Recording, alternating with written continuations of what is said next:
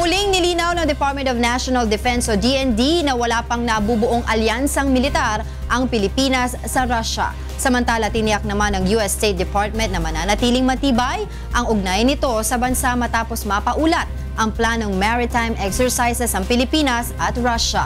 Ito ang balita ni Rosalie Cos. Masugid ang ginagawang pag-aalok ng Russia nang maitutuwang nito sa Pilipinas sa kampanya nito kontra terorismo at piracy. Gayunman, nilinaw ni Defense Secretary Delfin Lorenzana na wala pang alyansang militar ang Pilipinas sa Russia. Aggressive sila na tayo sa kanila,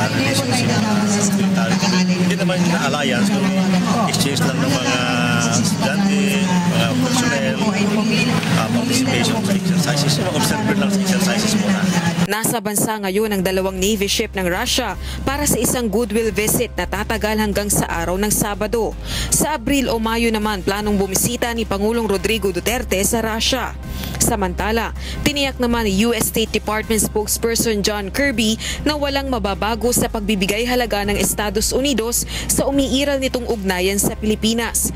Kasunod na rin ito ng mga ulat hinggil sa pagpapaigting na defense ties ng Pilipinas at Russia at umano'y planong pagsasagawa ng maritime exercises ng dalawang bansa.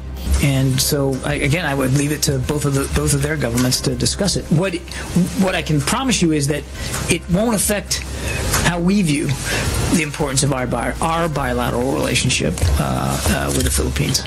Garantiya naman ni Kirby na nanatiling matibay ang defense relationship ng US at Pilipinas. The first thing I'd say is the defense relationship between the United States and the Philippines remains very, very strong.